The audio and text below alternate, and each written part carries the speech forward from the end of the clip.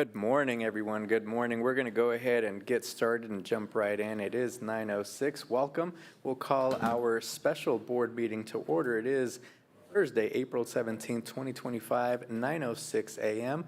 And we'll call this special board meeting to order. Good morning, board colleagues. Thank you for joining us this morning. Dr. Stubblefield, to our staff that are joining, to our guests that are present, both in person and online, welcome and good morning. Thanks for joining us today. We are going to go ahead and read our board norms and protocols as we do at every board meeting. We agree to respect differences of opinions in making decisions for the district, to follow best practices in managing the superintendent and the management of the board itself, to stay on task when conducting business for the district, including while at board meetings, to never surprise the superintendent or each other when conducting official business of the district, to read these norms at the beginning of each board meeting and at board workshops as a reminder of how to conduct our meetings, and to continually self-check to determine if we are following our norms when conducting district business. Got a packed agenda, so we're going to go ahead and jump right in. Thank you again for joining us. With that, Ms. Smith, would you please do a roll call? Yolanda Clark. Yolanda Clark, present. Maxine Drew. Maxine Drew, present. Randy Lopez. Randy, present. Robert Marlin Jr. Marlin Jr. present. Wanda Brownlee Page. Wanda Brownlee Page, present. Rachel Russell. Dr. Nguyen. Dr. Nguyen, present. Thank you. Thank you. Is there a motion to approve this morning's special agenda? So moved. Second. Moved and seconded. Any questions or discussion? Ms. Smith? Yolanda Clark. Yolanda Clark, yes. Maxine Drew. Maxine Drew, yes. Randy Lopez. Randy, yes. Robert Marlin Jr.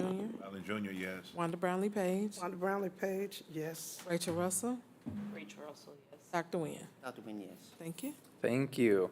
All right, we're going to jump right in. We're starting out our meeting this morning with a boundary presentation. We've got folks from RSP with us joining. Dr. Stubblefield, anything you want to share to introduce our presentation this morning? Just most of you have met Rob, and I'm sure he'll introduce himself. We've been with RSP for several years, and they're just going to give us an update on where we are as far as enrollment trends and what our current boundaries look like. And then there'll be plenty of time for you to engage in discussion around any questions you may have. Good morning. All right, good morning, good morning. Rob Schwartz with RSP. Two things that I just wanted to jump into before we get into this presentation. First, congratulations on the money to be able to do the projects that will lead to how do we successfully adapt what's happening in the boundaries to where kids go to school. So that's the segue into it. The second, I wanted to acknowledge with Dr. Stubblefield and her staff, more of our partnership that here about a year ago, we had the Des Moines Public Schools down here, and they graciously gave us tours and time to discuss the Diploma Plus project that you have here, and they're in the process of implementing what Diploma Plus is here in Des Moines. So again, thank you for those opportunities in that partnership and how you guys are leading the way in what students are experiencing in the classroom. So thank you on that. A little more about RSP. For some of you, we may be somewhat new. I know Rachel's very familiar with us with the last time we did boundaries with you. But we exclusively work with school districts, specifically in the Midwest. And the advantage of that is when we get into the conversations, we are biased towards what is going to benefit the kids in the classroom as we look through how data supports that. So today you're going to get the data of enrollment, demographics, and development. With me I have Jenna Wallace, and she's one of our planners. She did the meetings with the UG, toured the district to look at some of these developments, and we're going to walk you through this particular analysis today that will set things up. There's lots of pages on here. Don't feel daunted that when you look at how many pages this is and how long we might be here to talk about them. We're not going to go on every single page, and some pages will be just visual takeaways for you. If anyone wants a hard copy, we did bring hard copies with us for you guys to reference later if you're not into the digital version. So starting out, the way this presentation is put together is really 5 parts. Part 1 is the enrollment in demographics. Part 2 is developments. Part 3 is the projections. Part 4 is next steps. So what do we do with this data, and how does this start to impact the way dollars are being spent with the bond referendum? And then there's a lot of other things that are the storylines for some of the information we're going to talk about with you this morning that are in the appendix. Before I hand it over to Jenna, I wanted you to really always know that page 5 is where everything really comes to be. This is the executive summary. So what's happening with enrollments, a little bit different than what we saw. I think the last time we did your projections might have been 3 years ago. We were showing that there was going to be a lot more decrease than what we're seeing now. And there's some things that Jenna will talk about specifically with enrollment that's a really nice uptick, a change, a trend potentially. We're hoping it's a trend that starts to influence what we might see for enrollment. So when you break this down by the grade bands at the elementary, a decrease over the next 5 years, the middle school increases, and then the high school has a slight decrease. We'll get into that so you understand what's happening there. That's important when we start talking about anything that we might do with programs or boundary changes. Capacity, you can see there are some challenges that we have at Carl Bruce Middle School and Washington High School. We'll talk about projections, reside versus attend, so you get an understanding that we know kids move around differently than where they should go to school based on programs. So we'll get into that when we get to the projections.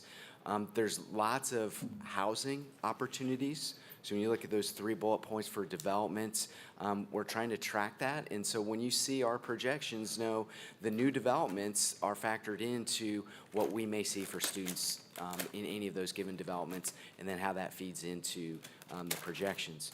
So with that, I'm going to turn this over to Jenna to start talking you through the first 2 parts. All right, thank you, Rob.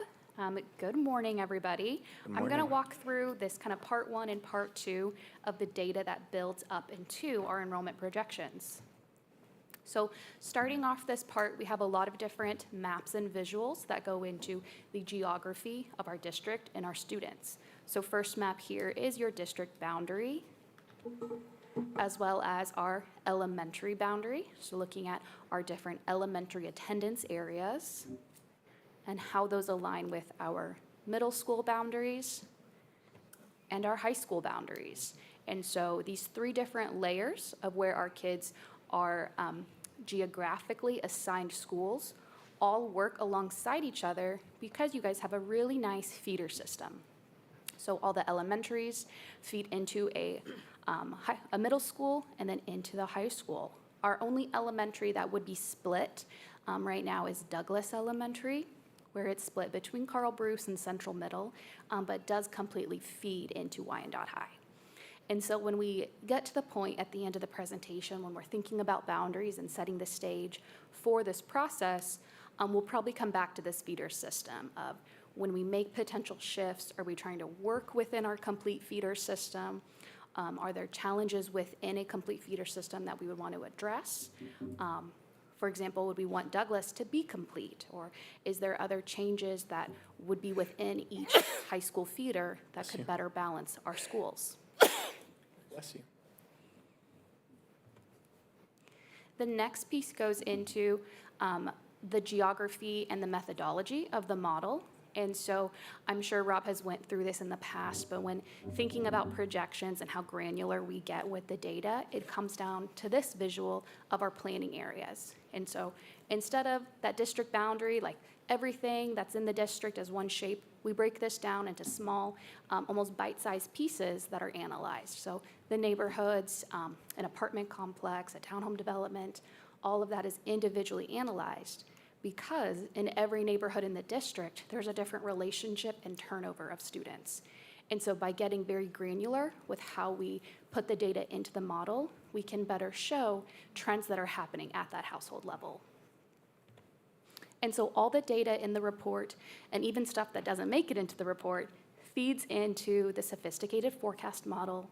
So just knowing it's a statistical model, we're feeding it all the information we can and pushing out that most likely forecast.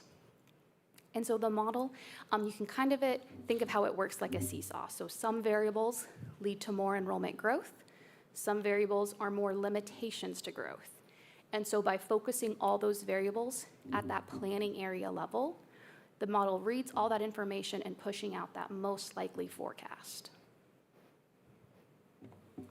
So getting into some of our key variables, we always do a yearly analysis of our birth rate information and how that is correlating with kindergarten students. And so in this case, for Wyandotte County, that live birth rate has been decreasing. Very typical, we're seeing that in most of the school districts and counties that we're working with, as well as just our state and national trends of a decreasing live birth rate. So in this case, you can see in that top visual how that live birth rate was starting 10 years ago at 2,700. That's dropping to less than 2,400 births per year. What that means is that it's harder to retain and attract the same number of kindergarten students when your pool of potential kiddos is going down. And so continuing to see kind of a 53 to 65% market share of Wyandotte County births is going to lead to more of a stabilizing kindergarten class.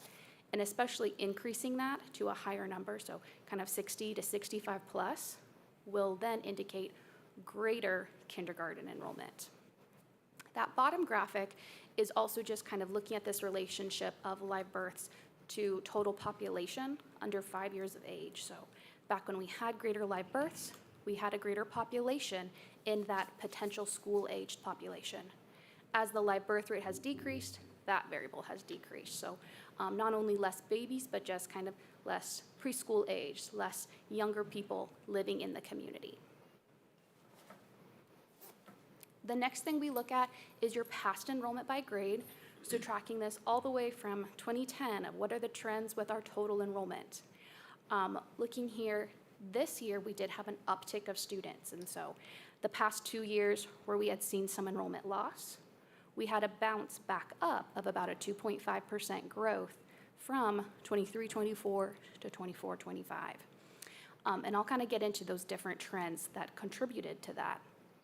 But one thing that I always point out with this slide is kind of a good rule of thumb of thinking about enrollment trends of what is the existing 12th grade class versus the incoming kindergarten class. So do you fully replace the students that are organically going to leave the district by your incoming kindergarten? And so in this case, we do see a greater kindergarten class than a 12th grade class. So that's a good variable for stabilization and slight increases as that variable continues.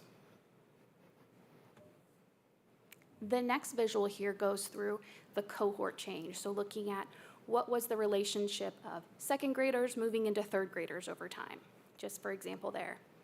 And something that's pretty remarkable with this year's data is that your cohort growth was really spread out against throughout most grade levels and much higher than you guys have seen in previous years. So those red numbers are where you had seen cohort loss versus the black cohort growth. And so this year, you had a positive average cohort change of about 11 students, which that's the first time you guys have done that since 06, 07. So really that growth that was experienced this year is much higher than you have definitely seen in the last 10 years, and it's spread out between all the different grade levels. K to 4 all grew, as well as 6th to 9th all grew. We do tend to see some cohort loss at that high school level, and that's very typical, where you tend to see maybe some early graduation or some dropouts, credit recovery that kind of diminishes that high school grades. But even then, that cohort loss at the high school was less than what you guys have previously seen. So even in that realm, you've retained more kids in that bubble than what you have previously seen. And so then we also are looking at our demographic trends. And so this visual is looking at our race and ethnicity of students over time. And so just looking at the percentage share of our students where we've seen some increases in Hispanic Latino students, decreases in African American, and pretty stable in our other racial categories. We also look at our migration. And so this is going to be total new students coming into the district versus I was a KCK student, and now I've went out of state, private, parochial, homeschool. That's going to be the green bars.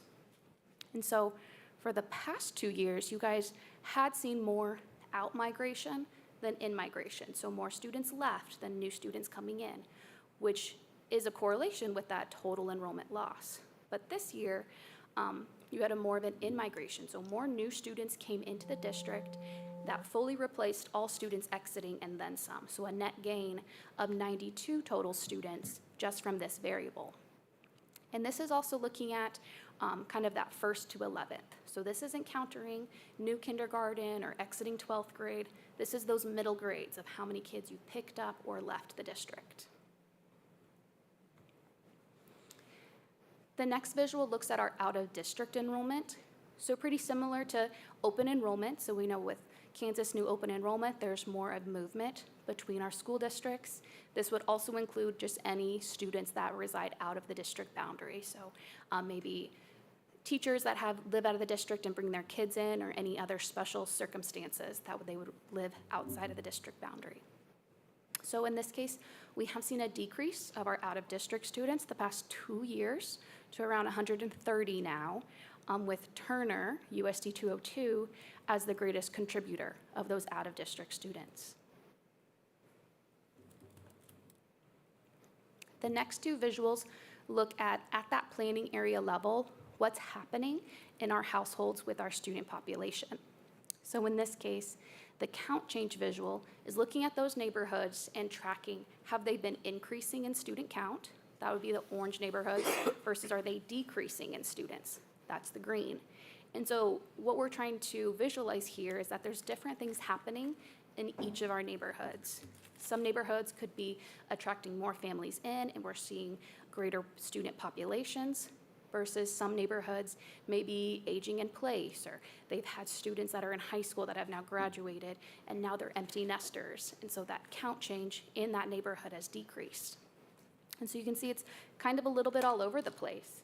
There's definitely some more count change growth on the north side near Bertram Carruthers Elementary, versus down near kind of central middle. There's some neighborhoods that have been decreasing.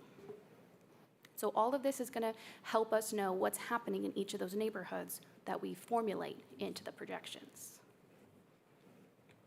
And then the last visual is just looking at our total student density.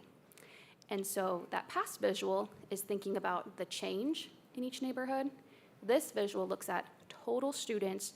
Where do most of our students reside? And you can really see, like, in the 635 and 70 loop, we have most of our student density. And really near M.E. Pearson, as well as Central Middle, being the places of hottest student density. And so if you flip back kind of between these 2 visuals, just because those neighborhoods have been decreasing, they still have a lot of kids. And so there's that relationship between density versus change that we're trying to map out. And so with that, and this with being more of a work session, Rob and I thought maybe we would just pause on every part and see if you guys have any questions, and then we can go through before moving into part 2 and part 3. So this slide kind of goes over those main conclusion statements. Some of our indicators of growth come in from the growth that was experienced this year. So the 482 student increase is really setting the stage for more of a stabilization of enrollment. But some of our limitations are just those demographic shifts. So live births and populations, we would need to see greater market share and greater migration in to offset those variables. So with that, I want to pause. Any questions or things that surprised you from these slides? I have a question. Dr. Nguyen. And I don't know if this, thank you, and I don't know if this question is for you or Dr. Stubblefield, but on slide 20, when you have the out-of-district student analysis, do we know what schools they actually transfer to or attending?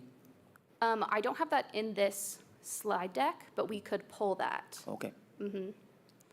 And this would be, Dr. Stubblefield, normally for out-of-district, you assign them, right? Or where there's room. So when they come to us, we do know where they are, but with the open enrollment, if there was room, they got to go to the school that they selected. We did not have to do a lottery, so whatever school, for those who requested it, I think all of them last year got the school that they requested. But we can get, I don't have it in front of me, but we can tell you which schools they're at. And then just a minor follow-up, the 50, or the 24, 25, while it's a very small number, would they impact then the graph on 21 or 22, the following? What's the, I guess, what's the correlation between those numbers and then the heat density? Okay, so in this case, they would not be in the heat density because their addresses would be out of the district boundary. Okay. Yeah. And so the heat density on page 22 is looking at your students who live in the district, what houses, what's their address. Would those numbers impact the slide on 21, the count change map? They wouldn't, no. Because they're so small? Yeah, and that their addresses are in Turner, or they live So these outside. two graphs just deal with addresses of students who live in the district? Yes, the two Got it. maps are, Okay. and only page 20 is only students that live outside of the district boundary. So they're Okay. not on any map. Well, from your experience, would you see any impact of these numbers? With 20,000 students, and you're only talking about less than 200. Would there be any correlation, any impact? Oh, yeah. Let me jump in. That's a great question. So when we look at these kids and we start to parlay them into where they could live, if you go back to the projection model, we showed the flow of students down to that planning area. So right now, these kiddos, they're not living in the district, so they Right. might be McKinney-Vento kids, they might be staff kids, they might have come through the Kansas open enrollment into our district. What we're tracking is there may be possibilities where some of them find houses, let's say next year or the following year. So what is that movement of out of district to actually living in your district is captured in the way we're looking at your data. Okay, so currently, they are not reflected in those two maps. Correct. Got it. Correct. And then I just want to correct something that I said. So we did not, if out-of-district students or in-district transfer, allow transfers unless it was a very unique situation to Wyandotte, Carlby, Bruce, New Chelsea, and like West Park, because those are almost, they're at capacity, and we had to leave space in case kids actually move into those attendance area that they would be able to go to their home school. So I just wanted to correct that. But other than that, they were able to go where they selected. Right. Well, I was just looking at the numbers. Thank you. Thank you. Mr. President, And Mr. Mylan. a question. In those same lines, does the demise, and I'm not looking at in depth, you all would know, does the demise of the decrease occur, make sure I explain this right, or ask this right, between middle school to high school, or does it occur between elementary to middle, or am I explaining that right so you understand it? Will we lose the students where the decrease happens? In other words, will they leave right between middle school and high, that change? Where does that occur, the heaviest? Yeah, definitely. So for cohort, well, let me actually go to this visual here. And so for that, like in-migration, these past 3 years, we're actually seeing kind of more out-migration at the elementary level with less in-migration, so more of a net loss there. Middle school is actually pretty even, and so less of a net change there, with most of that, the last 2 years of those net losses at that elementary level. Okay. Yeah. I also want to add in, because this is, you hit a good point that I think is going to really help you guys as, let's say, 2 months down the road.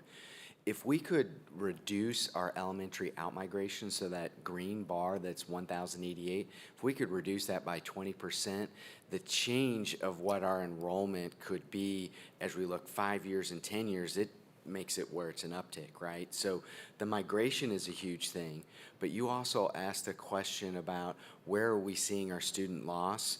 Page 17 helps you understand that. We lose more kids as they go from 9th to 10th, 10th to 11th, and 11th to 12th. That's where you see the red numbers. Now, some of that is due to how we look at students that might be, I would use words like credit recovery. So when we adjust them to say, hey, you don't have hours to be a junior, you then roll back to potentially being sophomore status based on those hours. We see that in some of those numbers. We don't know that specifically. We just know when we talk with your administration, that's a natural thing that happens. But page 17 helps you see where those changes are happening and why Jenna was saying, look at this this year from kindergarten through 5th grade, double-digit increases. We've not seen that in a long, long time. Okay. Good question, though. Ms. Russell?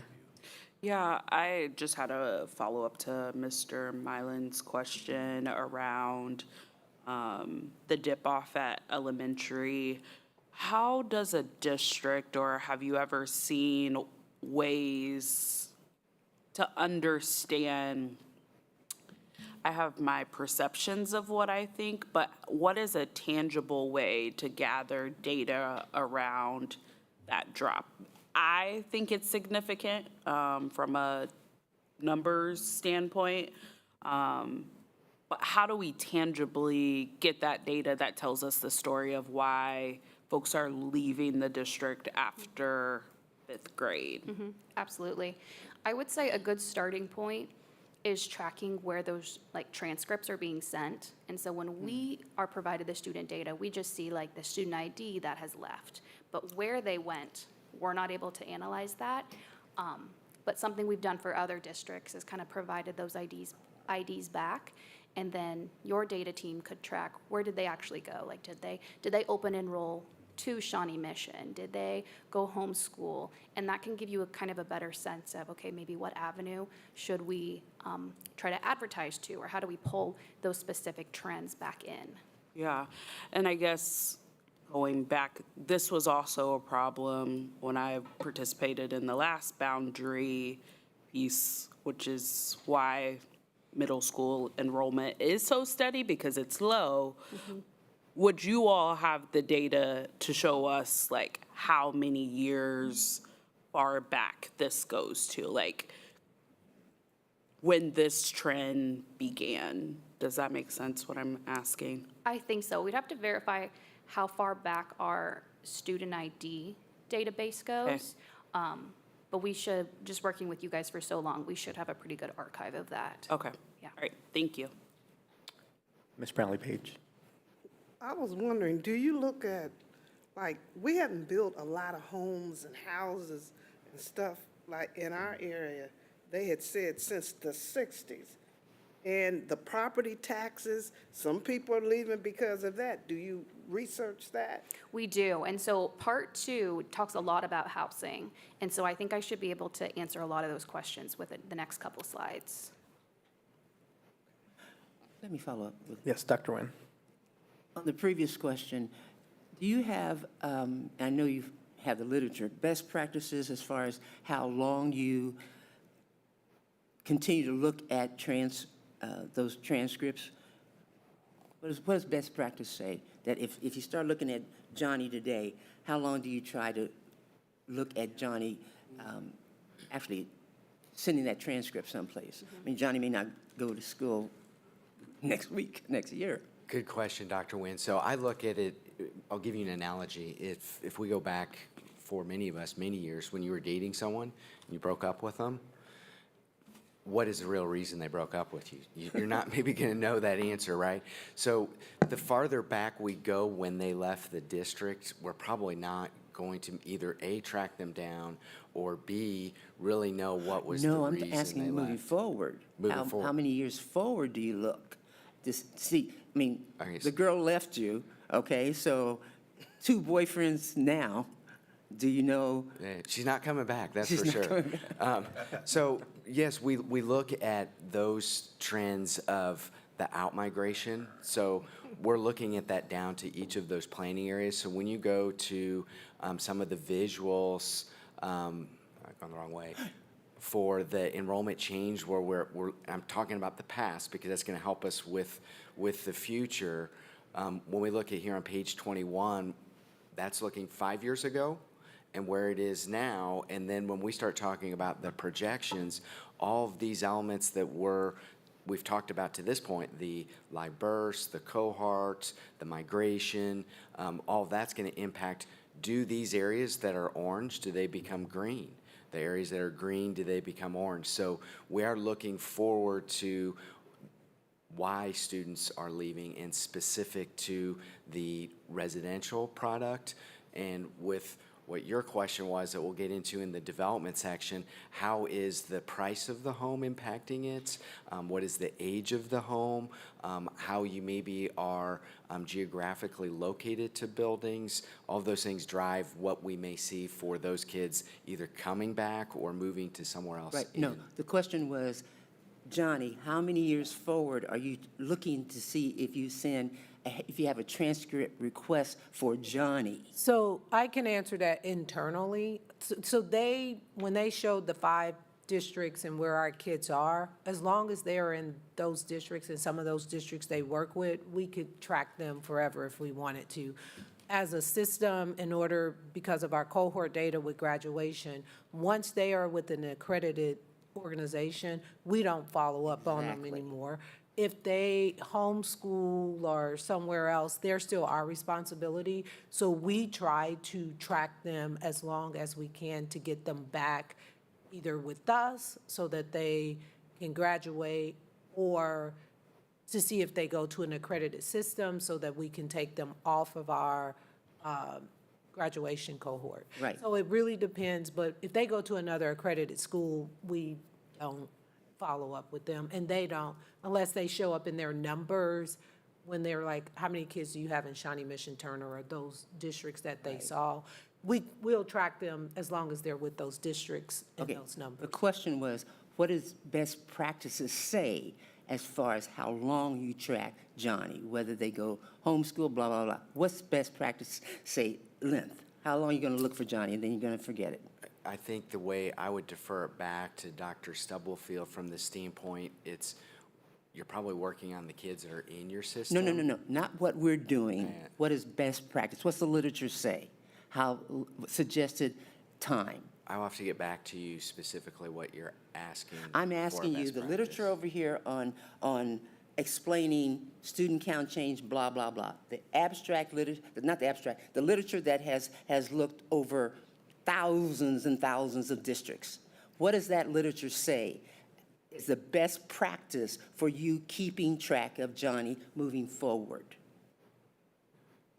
I don't think You don't I've have to read, answer. yeah, I don't think I've read any literature that says how long should a school district continue Okay. tracking a student after they leave the district. That's where I circle back to, usually the district, their focus is who's here, or like your Diploma Plus, where you follow up on those kiddos because they've graduated and you want to make sure they have different counseling, different services of that nature. So we can look into that, but Well, just I've if not it read doesn't anything. exist, it doesn't exist. But we do know that we now have to chart kids 2 years after graduation. We do, as long as they're our kids Have for to. post-secondary success. But internally, once they leave us, if they're in an accredited school, we don't track them, and we don't ask them to track them. If they are not, and we don't know where they are, we constantly try to find them to either get them to come back or to verify that they're at an accredited school. And if there's never a request for the transcript, We don't, and if they were a part of our 9th grade cohort, if they ever entered 9th grade, they stay with us, which impacts our graduation rate. okay, thank you, thank you. Okay, any other questions on this part? Okay, so then moving into part 2, we look more at our development trends and then what's happening between the household level and our students. And so this first visual, it looks a little crazy, and it's a correlation graphic where we're looking at these 3 trends of what's happening with your population, what's happening with your housing market, and what does that impact for your enrollment trend. And so our green line, you can see, had been increasing from 1450 to 2021 of a population growth, so just total people living in the district boundary. And since 21-22, we've seen a decrease. And so the census has reported that less people are living in the community as a whole, all ages, throughout the whole district boundary. So we are kind of having a shrinking total population, and that's one of those limitations. Our blue line is our new housing inventory. And so you can see from like 1450 to 2021, we were seeing around 25 units built per year. So pretty low unit activity. We had an uptick in 22-23. And so we're seeing some of those new multifamily units fully online now and enrolling students. And so we're going to keep a track on that. In 24-25, we're at 62 new units being built. So that's also an increase, really. And so we're seeing a more turnover of our unit production as well as some new infill projects. That is increasing that kind of new housing potential. But then kind of the shift in all this is that red line that goes up and down, and that's that enrollment change. And so in the past 10 years, you guys have seen a lot of where you would decrease, then you increase and decrease.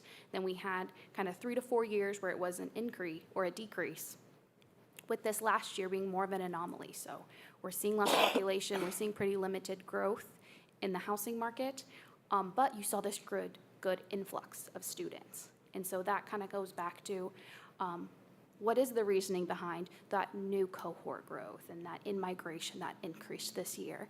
And it's likely just coming into more families moving into the district, not necessarily into new housing projects, but reflecting into this year's increase of that enrollment growth. And how far does this continue? Is this a new trend each year? Or is that one of just kind of a spike that gives you a little bit more of breathing ground into that trend moving forward? And so in this section, we look a lot at our demographics. And so what does the census say that's going to happen with population, housing, income, and workforce? And so some of these variables are more growth limitations, so like that population, as well as housing. But you can see in this 24 to 29, that bottom kind of numbers here, the census also was looking at these variables, and he thinks that population is going to come up and that our housing is going to come up at a greater rate. And so those two variables are further supporting more of that stabilization. The visual here on page 27 is looking at the relationship between students and housing units in the district. So a yield rate is per 100 housing units, how many students do you typically see? And we break this down by single family and multifamily. So for your typical single family home, for every 100 houses, you're seeing 44 to 43 students per 100 units. And that's been pretty stable. And so that's a good indication that the neighborhoods, even though they're fairly aged, they're turning over and they're producing a similar amount of students per unit. Our multifamily, so apartments, townhomes, anything that falls outside of that single family, we're looking at where we used to see around 38 students per 100 multifamily homes, has decreased a little bit. And so now we're at 32 to 33, which we also know we're building more multifamily than single family. So the newer apartment complexes that are being built aren't generating the same amount of students that that type of housing was generating 10 years ago. And so when we think about a new apartment coming in, 100 new units, depending where it's at, and say maybe the price point, the number of bedrooms, the location, may mean it has a lower student yield rate than some of the other apartments that have existed in the community. Can I ask you a question? Yeah. When you say building housing, are they low-income housing? And if it's not low, generally, a lot of people can't afford it. So do you take that in consideration? We do. You're looking at that? Yes, and so that comes back to like that planning area level. I'm not necessarily showing it in this graphic, but for every new housing product that's coming in, we're looking at, okay, what's the price point? What type of family is it being catered to? And so if it's a low-income project, we have a higher yield rate. If it's, studio apartments that are $2,000 a month, we're not seeing a lot of students from that. And so all of that comes into the neighborhood's projections as well as what attendance area is it in. And so we know if we think future kids are going to come from that area or not. Thank you. Yeah. One question. Yes. Do these statistics speak of housing countywide or district-wide? District-wide. So the data says in the district, and these are building in the district. Thank you. Yes. So we break that down, that yield rate, that's looking at all students, all housing. This next visual is looking at just the units and the students that live in each high school boundary. So that way, with your complete feeder, you can kind of see these different trends that are the schools within each high school boundary. What is their relationship? And so for the top table, that's for your single-family housing. So the neighborhoods that are in Schlegel and Wyandotte High have a higher yield rate than the neighborhoods in Harmon and Washington High. And so when we talk about kind of what your first question was of, the affordability, where it's at, there are completely different yield rates depending on those variables. And we can kind of see those trends where the type of housing that's in Schlegel and Wyandotte has a different or has a higher yield rate than our other high school boundaries and the other schools that are in those different feeders. And then for multifamily, Schlegel has the highest multifamily yield rate. So the apartments or the townhomes that are built there yield more students versus Harmon, Washington, and Wyandotte have a lower yield rate, with especially Washington having that lowest multifamily yield rate. And then this visual is kind of how you wrap it all together of looking at, okay, well, what is the housing inventory in each of those boundaries? And so in this case, Schlegel, which I just said, has the highest single-family and multifamily yield rate, but they actually have less units than all of the other boundaries, which means that they've seen less development, but the houses in that inventory yield more students. And so maybe it's the price point, just the turnover is accessible, whatever those variables are, we know that those households and that count change is increasing. Versus where we were seeing like Washington and Harmon that has a lot of different units generating less students. And so that's how granular we're going to get at that household level. And then this map looks at on the geography side of looking at that yield rate. And so this is for all units, not single family versus multifamily, but all together, of which neighborhoods have the highest yield rate. And so you can see that kind of near central middle in these neighborhoods that are red generate the most students per unit versus the blue and kind of the pinkish white generate the least amount of students. And so neighborhoods like down here in the corner near Frank Rushton has a very low yield rate near that school, but some other pockets a lot higher. So then the next couple of maps are just looking at our total housing inventory. And so we're trying to geographically look at the relationship between, average year built, price point, number of bedrooms, these sort of variables with our students. And so in this case, our average year built, looking at red areas are the units that are built after 2000. And so that's the newest versus a lot of the blue is the oldest. And so you can see a lot of the inventory, especially on that east side, was built before 1940. So a lot of aged residential inventory in those areas. And then with our median home value, so looking at that price point of inventory. So a lot of the inventory that was older is more affordable versus if you look at the correlation with which ones are orange and red and yellow, they're higher priced. And so more challenging for new families to afford those new units that are being built.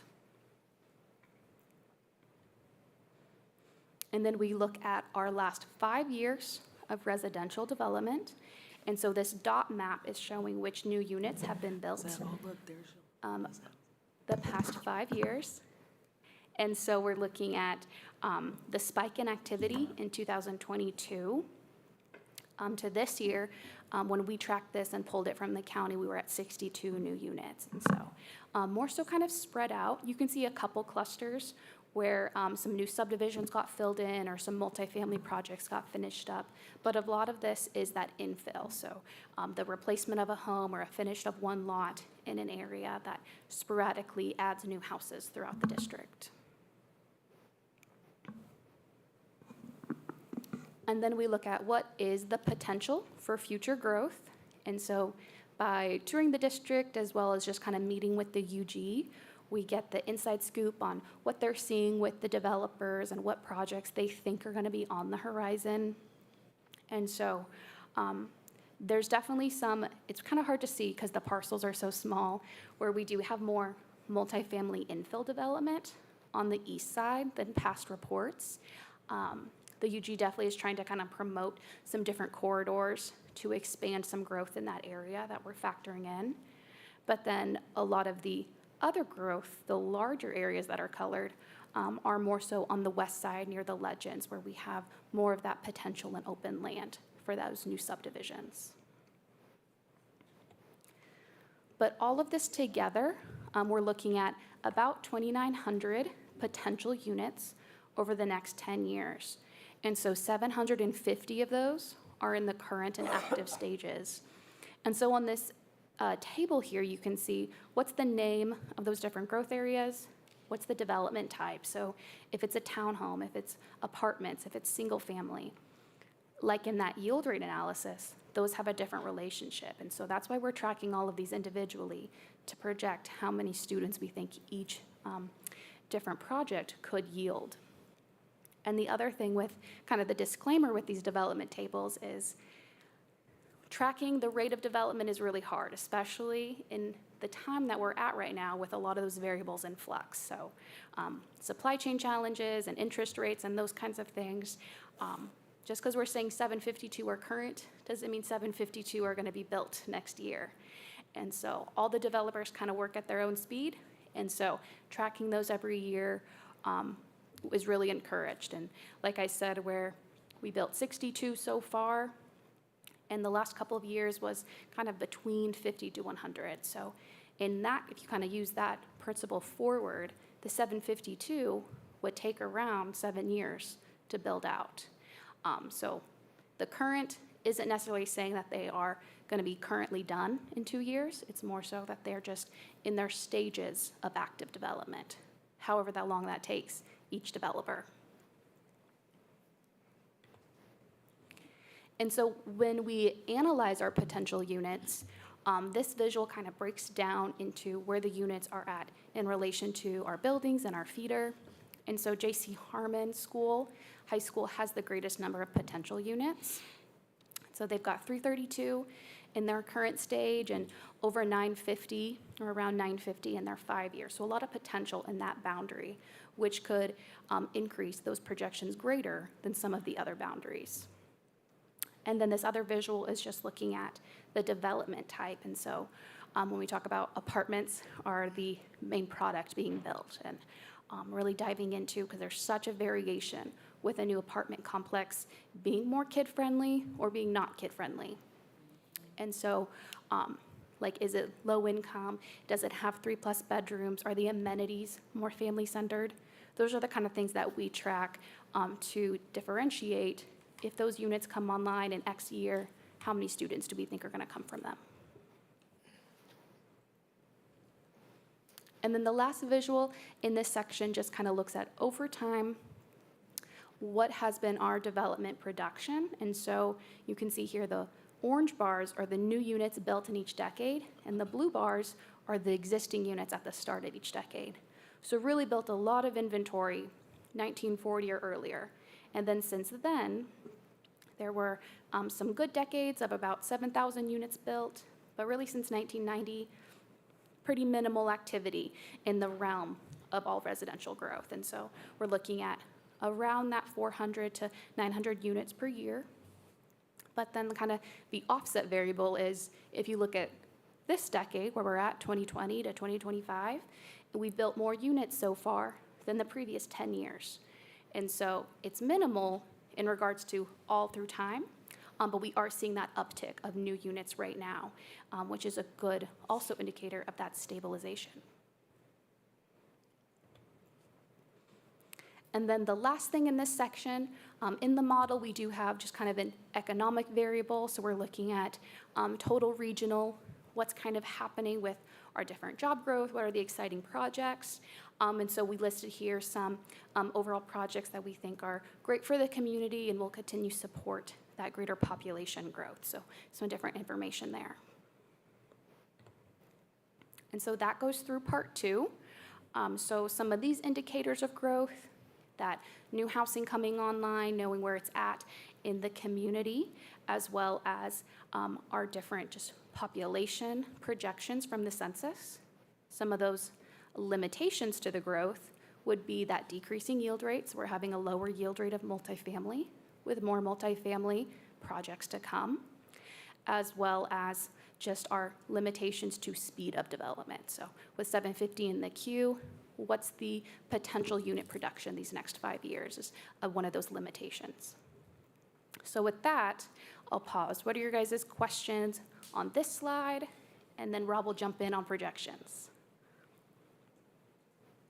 So remind me, quick question, remind me, or did you mention, of the current units, housing units that you've talked about, does that include, do you track housing units that aren't being lived in currently for whatever reason, right? Properties that are here that count as a property but aren't necessarily being lived in or have families in there, whether it's an abandoned house or whatever the case might be. Yeah, I don't think it's captured on any of these slides, but we do track like the vacancy rate from the census and seeing if that's been pretty stable, if we're seeing any big swings up and down as more of just kind of a universal trek of that vacancy. Great, thank you. Yeah.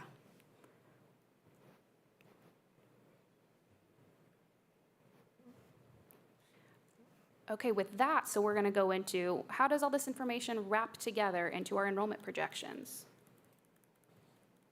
All right, great. Projections.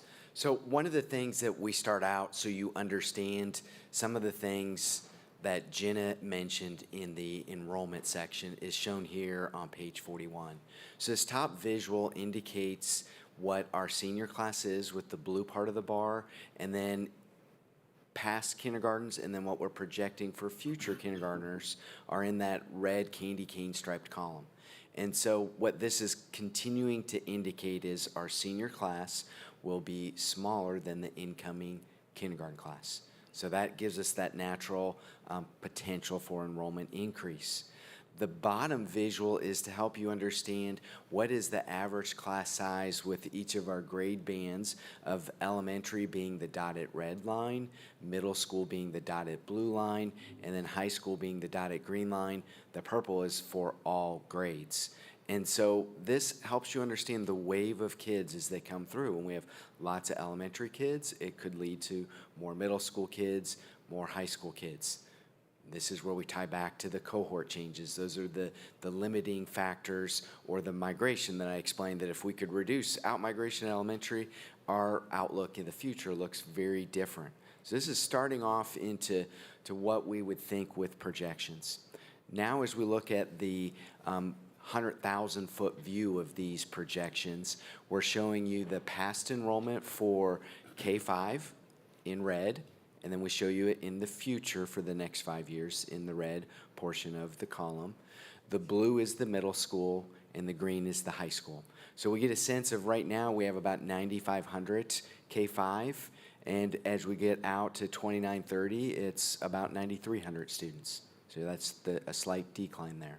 When we look at the middle school, we're at about 4,500 students right now, and we're a little over 4,500 students when we get out to 2930.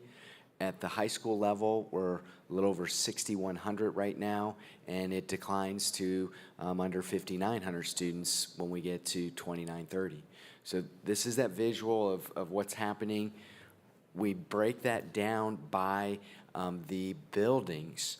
I'm going to explain page 43, because I know we've showed you this in the past.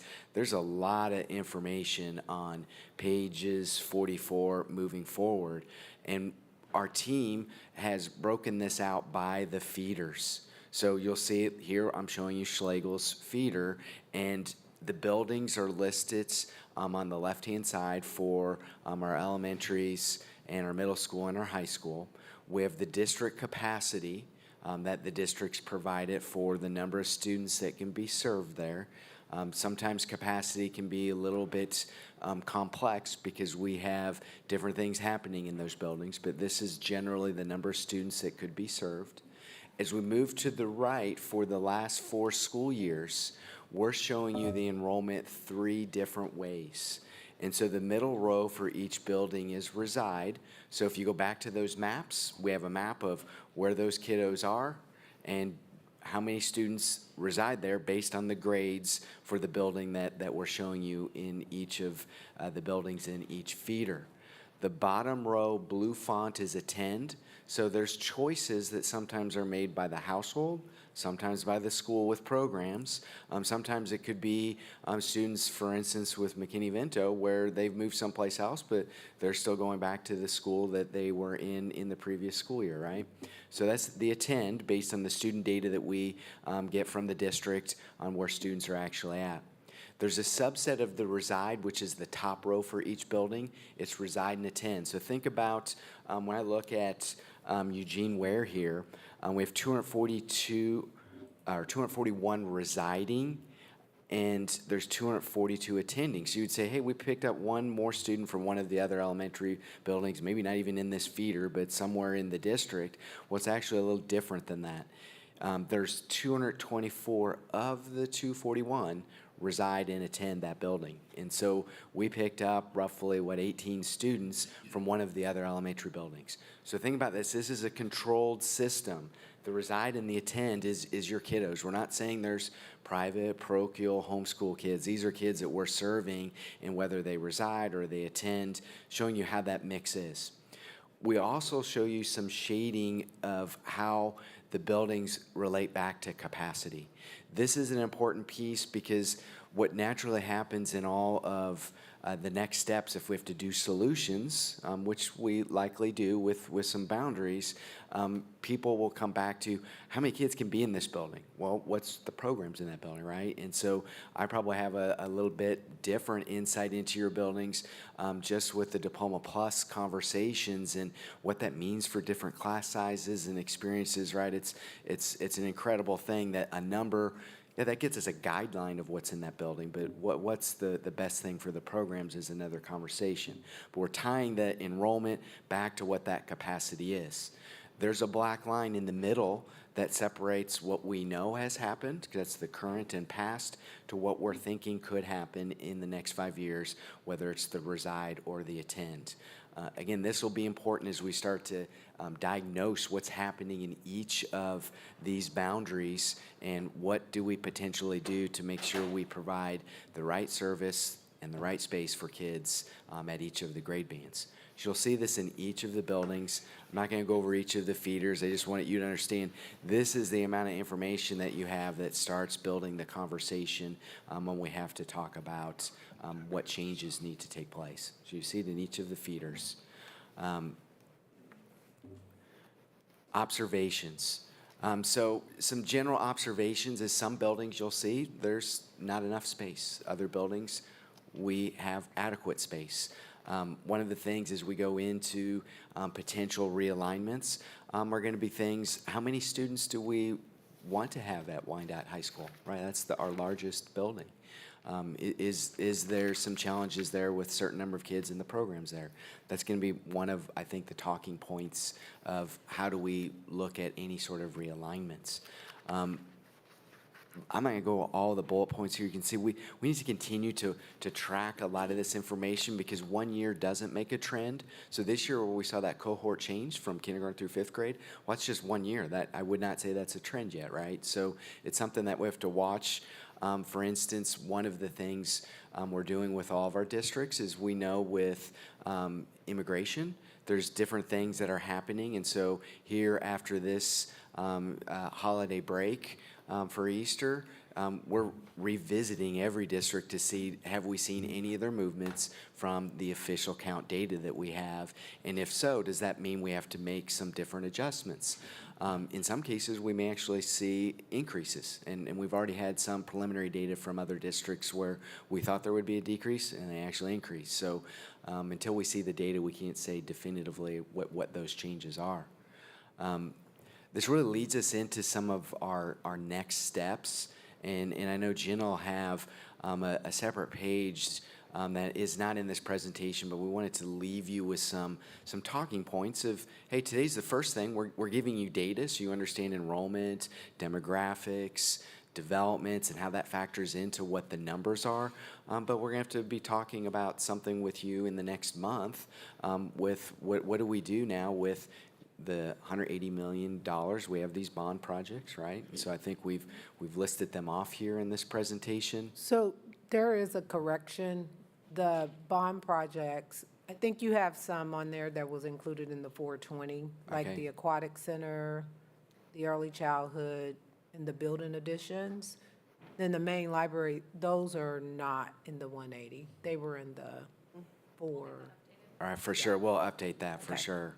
Thank you. I that- just saw it. I wish I would have caught it earlier. I appreciate it. Anytime you guys have information that makes it better, tell us, because it's eventually going to go to the community, right?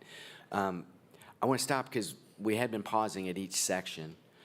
Any questions about the projections?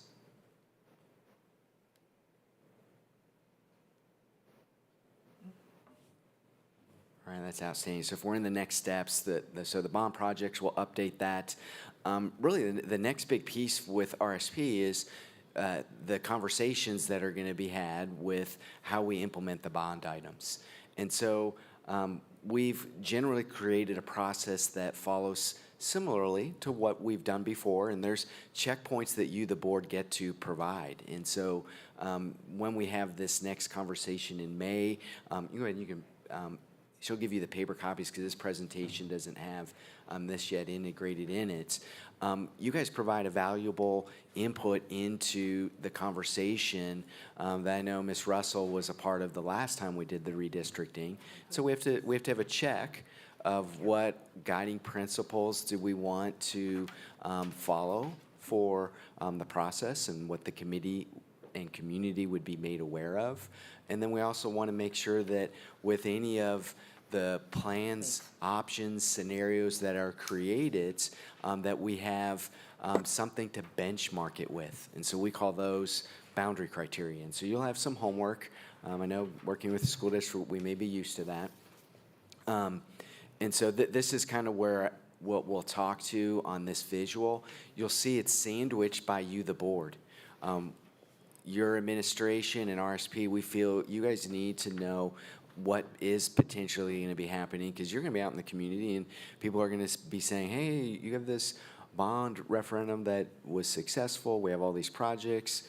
What does it mean with where I go to school, right? So that'll start out with the board, and then it will come back to you at the end of the process with approving a boundary. And so if we set forth, create the right foundation, we have the right conversations, and then when we come back to you, the plan should be something that makes sense to people based on whatever those guiding principles and boundary criteria are.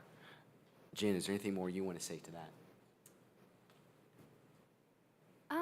I just think today, leaving with, you guys have a good understanding of that data foundation, because this is the data that the committee would be potentially using to make those decisions and to analyze things. And so when we go into our next board meeting, you guys have a very good understanding of what key objectives you want the committee to consider. And so then when we work with them and we come up with a solution, we bring it back to you guys and you can say, okay, here's the feedback, here's the task I set them on, here's the solutions to consider, and I feel good with approving or implementing those different things. And so we want to give you guys all the opportunity to set the stage for that process so it's successful. So the PDF that I just sent or passed out to everybody is kind of the overview process that we mapped out with district administration. So you can see our one solid date was today, presenting this. And then we proposed an additional board meeting, so where we would have official board approval on the key objectives, the boundary criteria, and then we would go into 6 committee meetings. And so having the opportunity for the committee to work with the data, trial and error our different boundaries, and then have an opportunity for public input, and then final back to the board with you all, I believe 2 board meetings for a first and second read there. And so I just kind of want to have a discussion. When you guys look at this, does this seem to fit with your mind? Does it need more or less? It's just kind of a first view of a process. Thank you. Yes, Ms. Russell. You had a question? Well, I had a question. I was going to back us up just quickly, Yeah. not on this. Are there, what are you tracking? I know it's kind of a vague, maybe hard question, but what are some things that we should be paying attention to or that you're tracking that could potentially impact what enrollment, what this analysis is projecting or looking at, right? What are some of those things outside issues? You mentioned a couple around like immigration and things in the legislature that we should be looking at, but what additional information or things are you all looking at that potentially has an impact on this analysis and what enrollment may or may not look like in the future? Yeah, absolutely. I'll start, Rob, and then you can chime in. I would say the variables to look at year to year that are definitely in flux, that live birth rate. And so if we see a dramatic drop or an increase, is a demographic shift that would change the outlook, as well as, I know Rob talked about if we limit our loss of elementary, that outmigration, if we start seeing where we lose way less students, that would be kind of a eye-opening variable to think, okay, maybe this projection could change a little bit, as well as that building activity. So if we build 200 units, we started at 62, but by the end, we've built over, a lot more units than we've seen before. That would be something that we would want to watch as well as that immigration of how that works. Want to add anything? The only other item I would add is our kindergarten roundup numbers, because that helps us understand how close are we to what we're forecasting. Or we know in this district in particular, a lot of our kindergarten roundup happens like the day before or the week before school starts, right? So getting a sense of how many more kids do we have to absorb to know, are we on track, or is it more, or is it less? Thank you. Ms. Russell. Yeah, my question, before the May meeting, is there a way, the data that you provided based on the passing of the bond, there are buildings that are collapsing together. Is there a way to provide this forecasted enrollment data for those, like, I guess what I'm, because like Silver City and Noble Prentice, you have as like Separate. underutilization, like within the data currently, it says like there's an underutilization. However, we know by 2027, 28, that those buildings will be combined. I'm just thinking of how do we consolidate some of the data that we know will have a changed outcome. So like Central and Argentina are unique. But I'm just thinking of like, is there a way to include that in the so this board can see it before we take it to the boundary committee? Because those are things that will definitely change before 27, 28. Yeah. I don't know if that's possible. No, I think, we can definitely kind of run that because we know, that's such like a focused change, like you're taking 2 boundaries and combining them. And so like. 2 buildings, not boundaries, stay in the same boundary. Right. Okay. But their attendance centers would then, I guess, would the assumption be that both those boundaries get pushed together, or do they? It's 2 elementary boundaries that feed into one. They have 2 different boundaries, the elementary school. That's what she's saying, we're putting two boundaries. So like, let me I go don't think I understand. way up 'Cause they're here. both in Harmon, so I guess So, I'm. right, that feeder pattern, but their attendance boundary, Noble Prentice and Silver. Oh, okay, okay, I get what you're saying. Yep, yep, Right. yep. Yeah, but I think that's part of the conversation is that in a map that shows those things, like, if these two go to the same place, it would encompass all of Yep. this part, like, looking at that. Yeah. Okay, I get what you're saying now. I'm so sorry. No, That you're took me good. a little bit.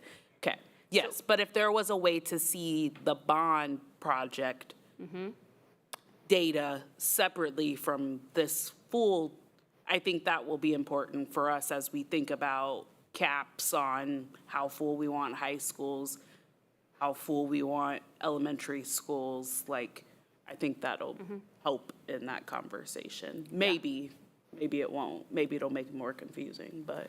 No, I mean, we can definitely provide that. So for this next board meeting, kind of maybe a starting point of just saying, we know this project's coming up. So what is the projection if you combine these two current boundaries into the new school?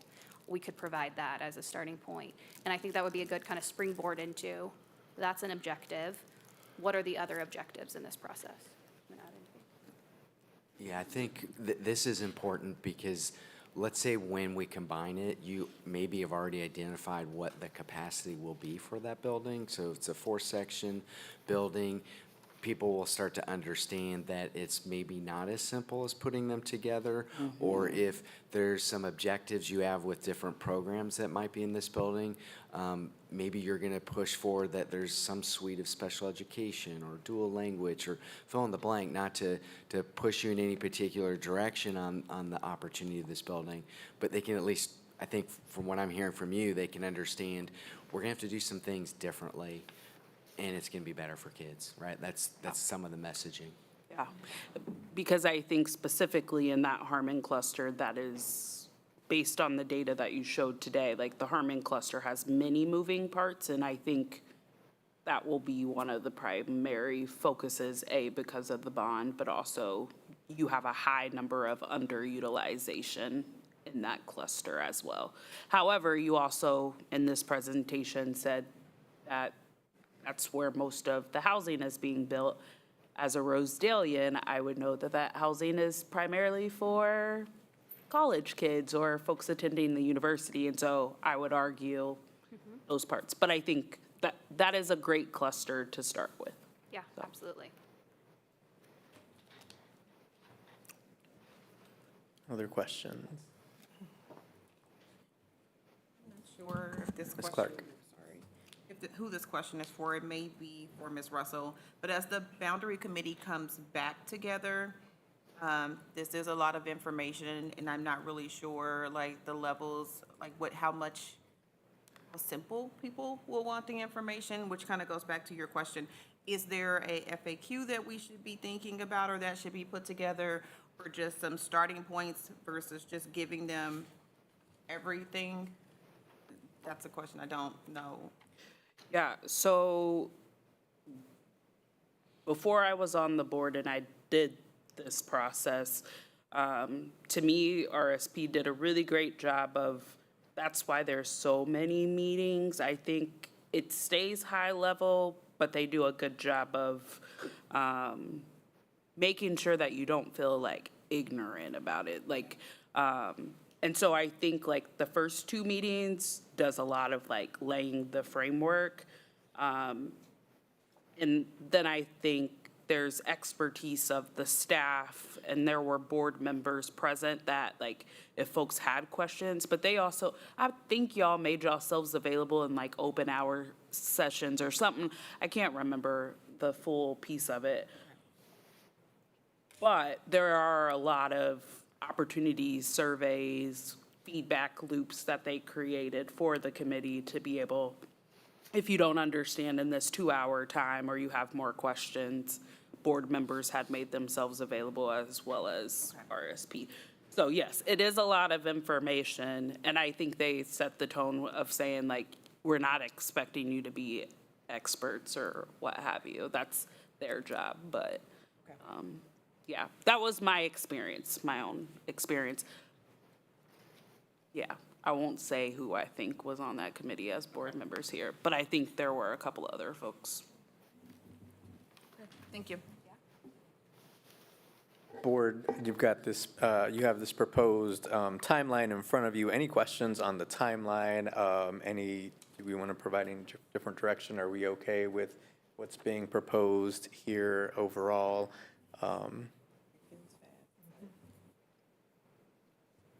Yes.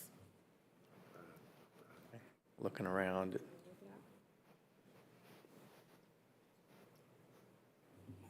Okay.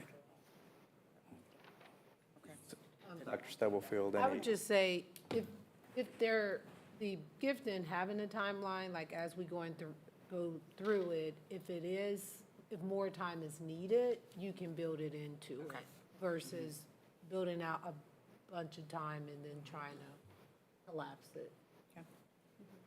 Yeah, and again, this is just a proposed initial timeline. I think as the boundary committee meets and reviews, as we go through the process, if we find that, hey, we've got to slow down a bit or add some additional meetings for conversation, we can certainly do that and stretch it out a bit.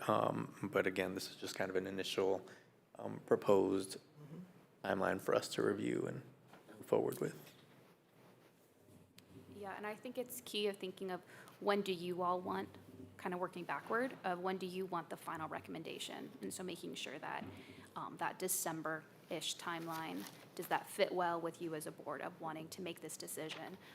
And then having enough time, to implement and plan those kind of things, so. Because the other component, if it is changed, you would want to have a decision by beginning of first semester for planning, communication, transportation. Otherwise, you would delay the implementation if you want it to be 26, 27, you do need a timeline like this. If it's 27, 28, you can creep over into the spring just for planning purposes. And Dr. Stubblefield, this helps with, this will also help inform, or at least take in consideration all of the moving parts with the bond, the new building. I think all of this is meshed as you all kind of talk through that, right? Yes. Correct. Thank you. Yes, Ms. Russell. And I was just gonna add, just for the board, I can share out those members that applied to the boundary committee, so that you all know who is currently serving on the boundary committee. And then, of course, board members are on it, as well as any designated staff. So I can get that to Leslie and share that out, who is currently on there. And I know that somewhere in the process, maybe I'll get with Steve. We talked about the impacted areas, making sure that there was representation of folks in that community to make sure that they're a part of that process. So I can get that sent to you all as well. Thank you, Ms. Russell.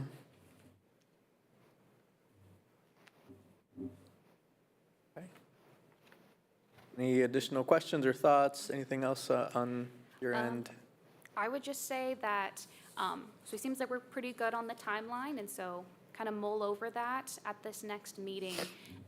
We're gonna first send a homework packet, so you guys feel prepared of what specific questions we're gonna need you guys to provide. And so, like Rachel, your input about what is that kind of potential scope of the bond project, what does that look like for enrollment, we'll include that, as well as we're gonna be asking for primary objectives, boundary criteria, and guiding principles. So we'll send a homework packet, so you guys have that. But then just next meeting will be really the kickoff of the boundary process. So be prepared for that. You said next meeting, is it the second meeting of May? I think it's to be scheduled right now. Okay. Yeah, it's not scheduled. Okay. Depending on the. Oh, it's not at our regular scheduled board meeting. It's separate. I think, It could be either way. If Yeah. you wanted more time to talk like this, then obviously taking it from the formal setting to this might be optimal, but we've done it both ways, where it's in an official setting or informal like this. Okay, so I guess my question to the board would be, would you much rather do that in a separate meeting in May, or would you like for us to figure out how to put it into one of our regular scheduled board meetings? Probably not the first one. I'd prefer to do it separately, because, we got to figure out how to not put so much on the agenda. I'm not saying it shouldn't be there, but I think we're smart enough to figure it out. I would prefer that it be separate. Yeah, I think I would agree, Ms. Brownlee Page. I think, and knowing, I know we all have access to seeing what's on future agendas potentially with some of the reports. They can become pretty heavy agendas, and to give ourselves the time to really have a thoughtful discussion, it might make more sense to have them separate. Give ourselves some time. Okay, well, we will try to find a day in So, May that works I for will everyone. offer, you do already have a special meeting scheduled in May. It's a pretty quick turnaround. It's May 6th. If you wanted to add an hour on that day to do this, or otherwise you can try to find another date. But you do have your board retreat, May 6th. I don't know if that works for them. I was just putting it out there. If not, you can do a doodle. What I can do is maybe send out, have Ms. Smith send out a doodle poll or kind of a poll to see if we've got that May 6th meeting. I think it's May 6th. And to include that, and then some additional dates in May for us to look at to have this next meeting for this part. So So I guess I just, and I'm sure we will, but I want to make sure that the board gets the homework packet in enough time to review that, but also the data that I asked about. And so I'm not opposed to May 6th. However, I will also say that I think we would have to start earlier because there is a Wyandotte County delegation town hall that evening. And so the only option on the 6th, in my opinion, would be to start earlier, but I don't know everyone's schedule. Otherwise, I would also echo that maybe it's after graduation week festivities. So that was just my feedback and sidebar to that. no, that's helpful. Thank you, Ms. Russell. Okay. Yes, Ms. Brownlee Page. You said you had a hard pack of what we did today. Can we get that? Thank you, sir. Can I get one of those? Oh, thank you. I thought that was the little intimidating at first. And I may be one short because I wrote on one for my notes. Oh, okay. So one of you, maybe one short hard copy. I can. Now, I have a, Yes, Ms. Brownlee Page, go ahead. do you take in consideration with all the tariffs and things that are being passed, cost of things and how that impacts us? And immigration laws, all of that. I know we're dealing with this, but you do have to realize it will have an impact on everything that's going on. Absolutely. When you look at the formula that we are using statistically, there's variables that are inhibitors for growth, so tariffs, higher taxes, right? There's things like that. There's also potential for, let's say, abatements that may help developers, builders to build stuff, or there might be low-income financing type of measures. So there's some things that are positive towards how we get some development, but I think the bigger thing for your community is most of our inventory, the majority of our inventory is already here. And so it's looking at how does that change over. So the value of those homes, the conditions of those homes, and then what is the attractiveness of the really cool things we're doing in this district. And I started out with a Diploma Plus. That's an amazing program. And when you're seeing other districts doing that and you're seeing the success of students, that's going to be something that draws more people to say, hey, I have an opportunity to move up here. I want to move up here. So all of those things are all factored into how we look at what that future might entail for the number of students.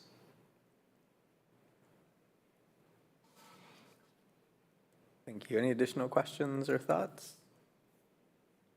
Not, thank you so much for the information, great information. We will continue this conversation soon, and we appreciate your partnership and help in all of this.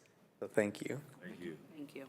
Board, we're going to take a quick 10-minute recess to allow for transition for staff to prepare for the next portion of our agenda for our budget, so, and to give you all time to get the information you need. So, yeah, we'll take a quick 10-minute recess. We'll reconvene at 10:41 here in this room before retreating to exec session for the budget conversation. Thank you.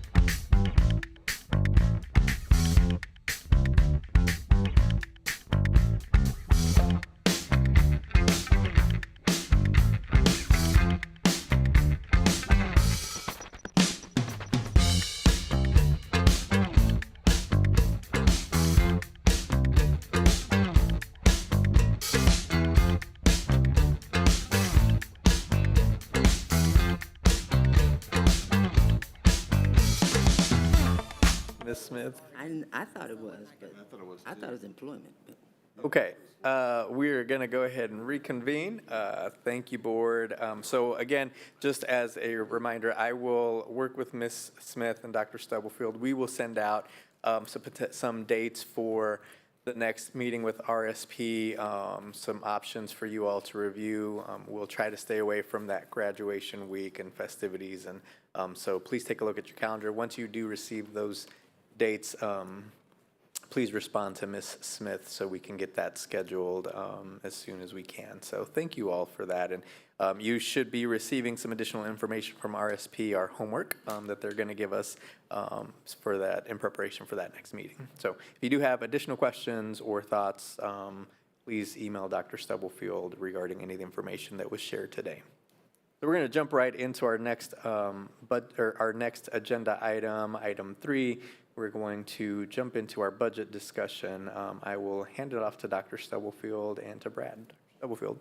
Okay, Mr. Isnard is joining us virtually, but I will start by saying he's going to share an overview just so we're all on the same page. The slide from the slide deck that you saw in the last budget meeting, all of the budget considerations, and our projection for new money and those sorts of things.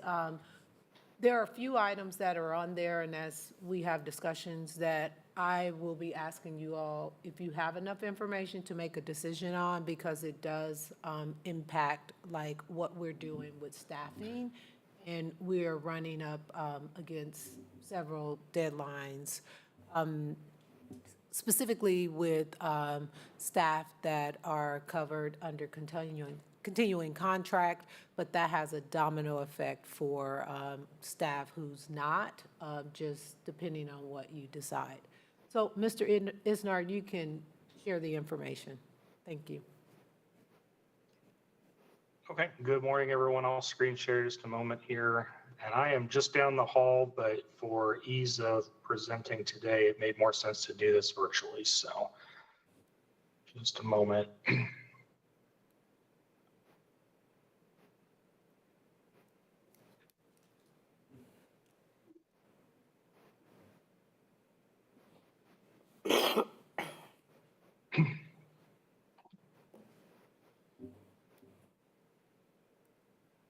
Okay, should be able to see that now.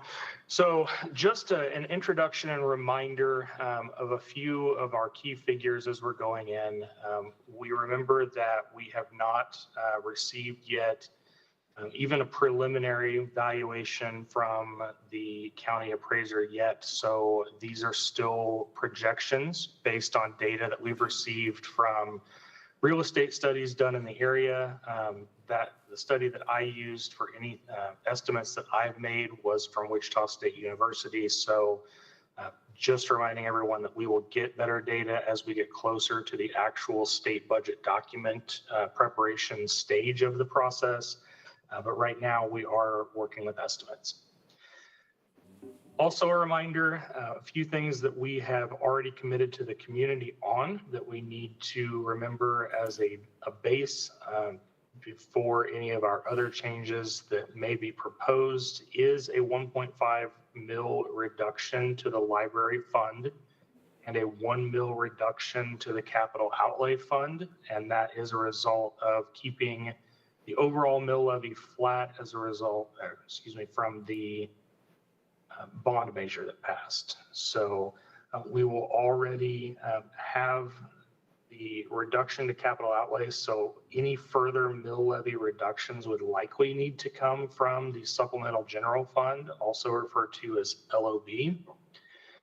And that's important for a few reasons, but most notably that's the fund that we receive the highest percentage of state aid on. So kind of an unfortunate spot that we would be in where any reductions would most likely have to come from that one that kind of hurts us the most. Continuing on, we have not heard of anything coming out of the legislature at this point that would change the base state aid formula for what we would receive for the 25-26 school year. So We are still operating on the estimate of approximately $6 million in additional general fund funding for next year.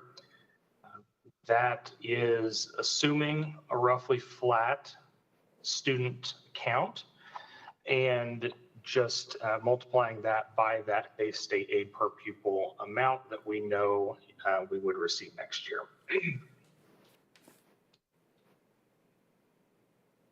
Now the list that Dr. Stubblefield was referring to, so these are some anticipated new expenses. These are not set in stone at this point. I know she's having conversations with the board about these various needs. Some of them you know well, some of them might be things that are more safety related that might be spoken about in an executive session. So, but the board will be having discussions about these. But we have them listed there just to show that what administration has identified as being potential important items to consider for next year likely already total more than the additional general fund allocation that we would get from the state based on the current funding formula. So that is before we get into any pay increases that would come out of negotiations for the union, for classified or administrative staff, or several other needs. So that's just the items that you see here. There are things we see coming that we need to be planning for. Dr. Stubblefield, any other conversation you want to have on these items while I've got this slide up? Yeah, so if you can put that slide back up, whomever is switching, you don't have to show me. There are a couple of items we paid for out of contingency last year, and we do need to build it into the budget, and that's the cybersecurity and then the health insurance and the work comp components are just things that we have every year. The digitizing of the school records, we can remove that item because we were able to find the money and we made some adjustments this year with lap salaries. It's a one-time cost, so we'll be able to pay for it out of this year's budget, so it'll be a future board item. The rest of those items are things that the Spark grant match, we don't really have an option in that as long as we get the grant. In the McKinney-Vento and the school crossing guards, while the board has the discretion, some of those things we're already, we're paying for them, or we pay for them with one-time money, or they're just a part of our ongoing cost. So I just wanted to share that and share that the one item we're actually going to bring to the board, I think at the first May meeting, and it's a one-time cost, the digitizing of the records. That's the transcripts to make it more accurate for alumni and current students. Well, as students leave, they'll be able to order their transcripts in a digital form. Yes. I have a question. Thank you. Now, I know we're showing this is already figured in, the anticipated new expenses. So where does this fall in at, Superintendent and Brad? We all, it's no secret, to us as a board, the information or the circumstances that are happening at Bertram Carruthers and the changes that might be ongoing, that might need to be included and corrected down there. Are you talking about the busing stuff? Yeah, the busing and the. Oh, street. that's So is, the does this, street, so we. does this fall into the, hold on, No. does this fall into this to be added in, or that's something extra that's going to be added to our anticipated? So I'm going to anticipate new expenses. Where does that fall So in at? Bertram Carruthers, what we're implementing there is switching the bus pattern. I'm not aware of any additional cost to us. The stuff that needs to be done with sidewalks and streets, that's the UG. Okay. Like, we're not responsible for those kind of things. We are testing starting April 28th, picking up on a different side of Bertram Carruthers and doing a different pattern, but I'm not aware of any additional cost to us. You answered Yeah. my question, Yeah. that we're going to incur.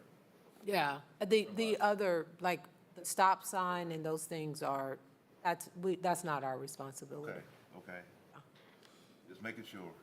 Dr. Stubble, I had a question, and it may not be, it may be absorbed or anything else.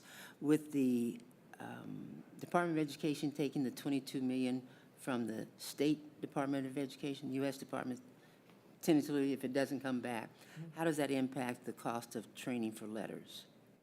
So, Potentially, we don't know. Potentially. We did not use the, it just depends. They were doing trainers of trainers, and we had trainers. So we are exploring and waiting to hear back from them on what that means for us. We had built it into our professional development budget last year, and we are kind of in a holding pattern. We'll have conversations once they give us more direction. What the state offered, we didn't actually access a lot of it because we did a lot of the letter training on site with ESSER dollars. So we had, that's how we trained the bulk of our staff initially, but ongoing, they were training people here to be trainers so that we can train our own people. So we're navigating that. We actually don't know because yesterday they just said they'll give us more information when they have more information. Well, then the question is then, would we have to pick up that cost of training? That's the real question. If they don't change the requirement, I mean, still going to be a mandate, yes. and that's the catch-22. Yeah. You're mandated, but you Yes. not provide any funds. Right. So that, yes, we would have to figure out and calculate what that means for us in our professional development budget. And honestly, we just had an email chain yesterday, and we have a meeting scheduled like the second or third week of May. Yes. Thank you. Dr. Stubblefield, can you remind me, and sorry, I don't remember, with the FACES positions, this cost is just for the new FACES So positions? this cost is if you were going to put it at every building. We did share in a different meeting the cluster model, which is about half of that, which would be our recommendation.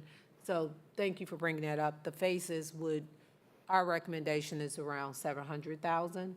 And it's not new, it's just refiguring what it looks like at elementary. The secondary FACES is already built into the budget. So middle and high school is taken care of. This would be the cluster model for elementary. So this would be cluster model for elementary, but not 1.4 million, It's it'd be 700,000? yes. Okay, thank you.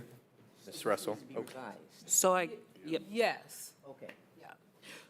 So I guess that was what I was gonna say is, do you need the board to make a decision on the FACES thing, or are you just going with the recommendation of, I just want to be clear because I also am echoing that I believe this document needs to be updated. I'll pause and then I have one more question. Yeah, so we didn't update it because we didn't have direction. We give so that's what I'm asking the board to make a decision on today specifically is, do we move forward with the cluster model for FACES? Then we can update the slide and remove the things like the digitizing of the records and the FACES. And if there's anything else today that the board is like, not going to do, that'll help us in providing you with information. But we didn't change anything because we didn't have direction. Okay. Yep. So I guess do we need a vote? Do we need to just check consensus?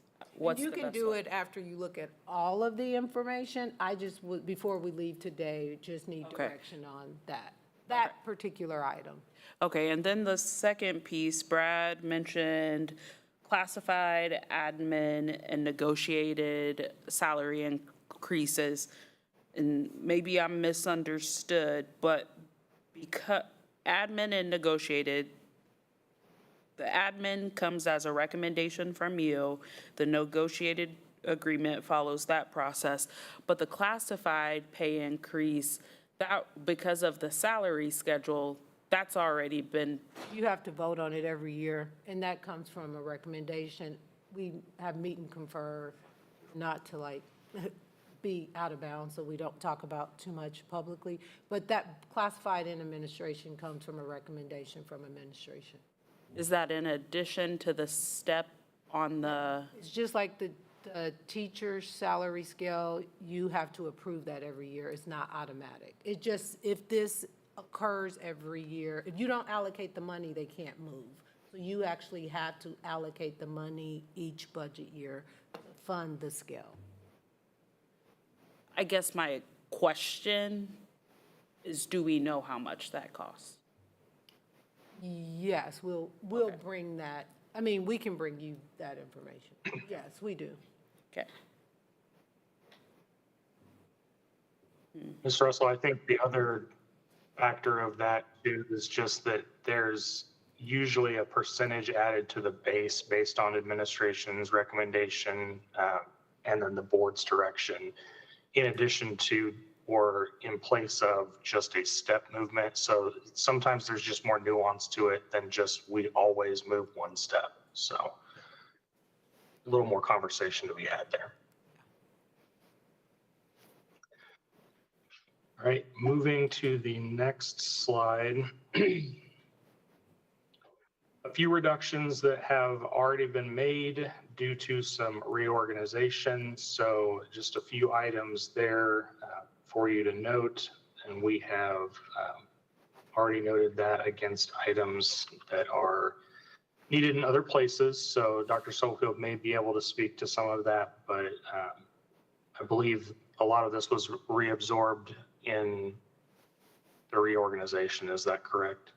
That is correct. And that's to help offset the cost of some of the items that are listed. Last year, didn't we have a 3% cut? Every department had to cut? We did because of what the board Okay. asked. So would we not, considering the economy right now and the way things are going, are we going to do that again? So that's a discussion you all need to have, but you also need to know and understand the impact. Last year, the 3% cut, everybody cut mainly from their operations. There were some departments that got rid of positions that weren't filled, but we demonstrated that on the ops sides, there really is nowhere else. I mean, of course, if you say we will cut, but there's really not a lot of places to go. You're really talking about, depending on what the board wants to do, you're talking about people. Okay, well, I get that, but we also have to be fiscally responsible.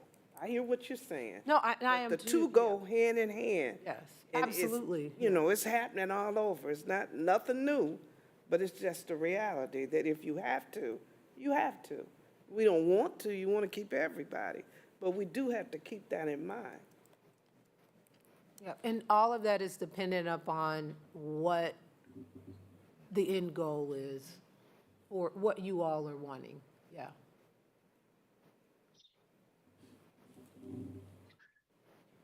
And so I just wanted the level set with those items in front of you before we went into executive session to talk about like the personnel components of it, so that you have a full understanding. And then my ask today is just you make a decision on what we're doing with FACES, because just some decisions have to be made. Elementary budgets are being finalized, and depending on what happens, they just need a direction on what needs to be done around that. And we can talk more about it in executive session. Mr. Russell. So unrelated to your remarks, I guess just a couple of things that I would ask for or just provide an update.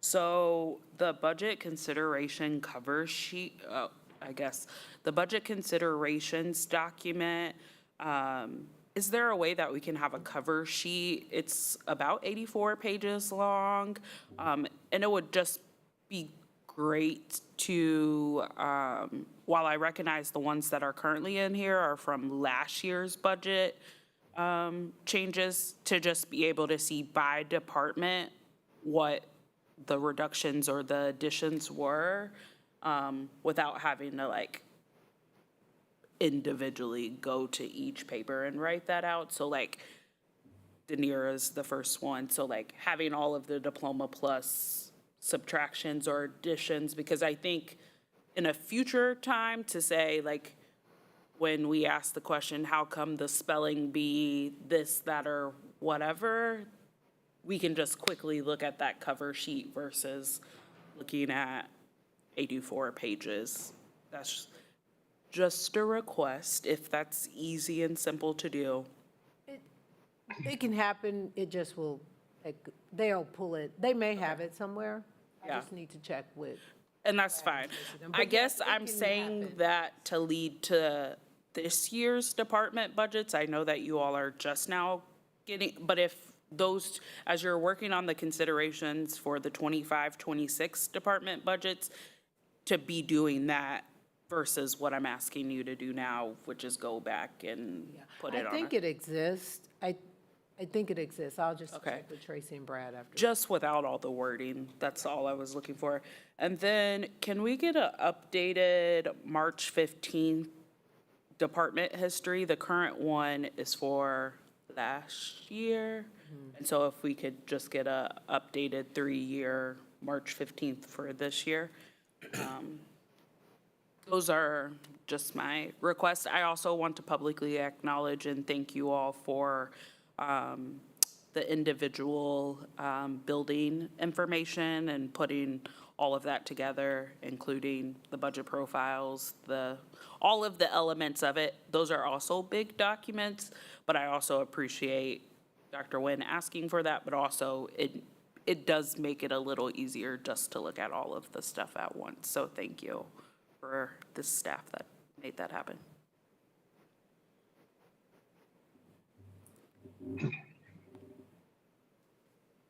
Any other questions public questions on the information shared thus far? Or Mr. Isnard or Dr. Stubblefield, or was there any additional information that's to be shared before going into executive session? No, I do just want to recap what we will have next time, or if we have it, we'll get it to you this time. A one-pager with, by department, what the reduction was, a 1 to 2-pager. And then an updated 3-year history for the 24-25 school year. There is one, I think we did one mid-year, but we'll make sure that we have that.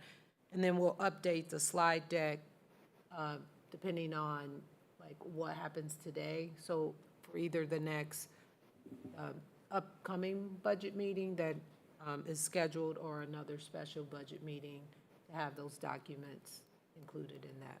And let me ask for further clarification, Ms. Russell. When you ask for one pager per department, I would also want the details behind that same one pager, so that if you want to then dig into where the reduction was, you'd have that data with the same packet. Yeah. And I guess that's where I was saying, had started my thought as a cover page. Okay. But what we currently have is that one packet. And so what this would be putting that on front and then the rest of the documents Okay. follow. By department. Yes, it's by department I currently. didn't hear that. So the department pages are already there, so I see we'll, that. and then what we can do is make sure it's in the same order or either alphabetized. Okay.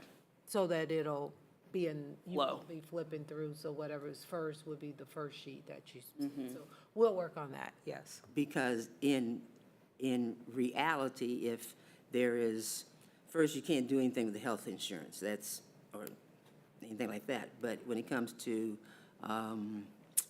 somewhat other line item, it could either be enhanced or reduced. Correct, But you have to know what it is. yes. I just didn't hear that clearly in your recap. Any additional questions on these items? Okay. Well, let me ask you, Mr., what is your procedure in dealing with the budget? You know, what is your suggested? And then it's going to work out how it's going to work out anyway, but how do you perceive us approaching department and school level with the needs assessments? How do you perceive that? Yeah, so thank you, Dr. Nguyen. So I think what we're going to do next in this exec session is continue the conversation around the potential budget implications if we want to reduce, make any reductions, or so we're going to talk about some of those potential direct impacts here in executive session next to be able to understand a little bit more clearly what any impact may occur depending on what decisions we make. Your next step, though, by department, by school, your next step. Right. So I think we have all of that information here. You all have access to that. I think what we've done in the past is we've been able to, as we have questions, lift those up, and then we've had the schools come and answer any of those questions that we've had in a special budget meeting. So I think we can continue with that in terms of having them come and any questions that we have on particular departments as we're going through them, or on the particular schools school levels that we're reviewing. As those questions come up, we can have that conversation with them in the room as well. So only if questions come up, is that, help me understand what you're saying. Do you plan to go by school, or only if a question comes up? I think like the way we did it last year was we had elementary here, and so we were able to have a general conversation around the elementary budgets, and then as we had specific conversation or questions for a particular building, they were present in the room where we could then ask and have a dialogue with them or with staff on with administration there. So then we went by elementary, then middle, and then high school, and had those conversations. If that's what you propose, then it would be nice to know at the next budget meeting exactly what we're going to do. Of course, to have the staff here, but also that we would be prepared for.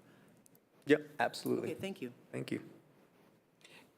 Just Yes, a Ms. Russell. follow-up question to that, and it's probably been said, and I just don't know. When are the department budgets going to be complete?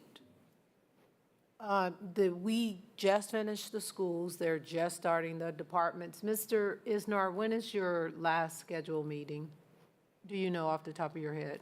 Let me pull up my calendar. So just a little background on how this last month has gone. So we meet with the building principal and any of their administrative staff they'd like to include for each building and then each department over this about month and a half timeframe.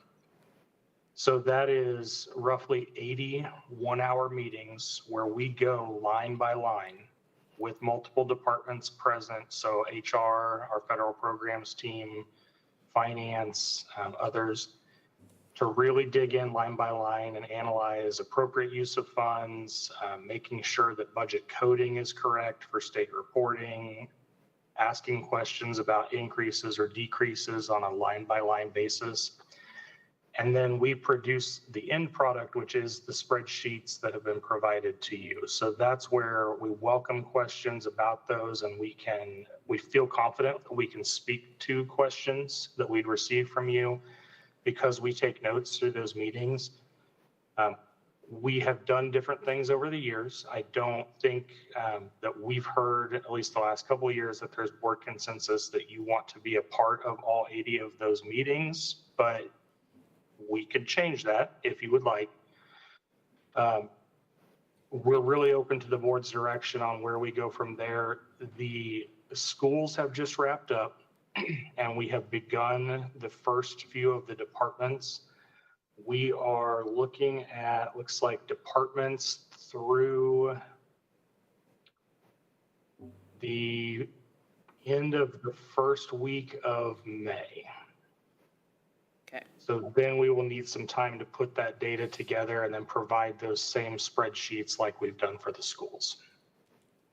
Okay, thank you for that update. I guess, Mr. Lopez, what I would ask is, based on that synopsis, if we could identify dates. I'm assuming we'll make a decision today about FACES, and then there will probably need to be some modification to budgets. But if we could identify dates for elementary, middle, high school, and then do departments that they would be coming to the board meeting, and once you and Dr. Stubblefield identify those dates, share those with us so that we all can be prepared for each of those. So over the next couple of months, he said departments wouldn't be done until June, so like later in June or whatever. I think that would also help address Dr. Nguyen's question of like, what is our next step? If we know at the second May meeting that we're gonna have elementary school principals present, we need to have our questions or, excuse me, all of those items together at that time. Does that make sense? Yes, I think so. So identifying those dates, for elementary, middle, and high school, then for the particular departments, those would be in a separate, is what you're Yeah, suggesting? probably like In late July. June, Yeah. early July? Okay.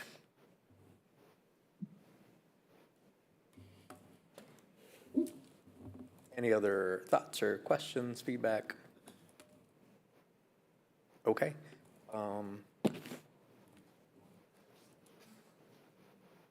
I would. Yep. Look, you can say an hour and you can extend it later. Okay.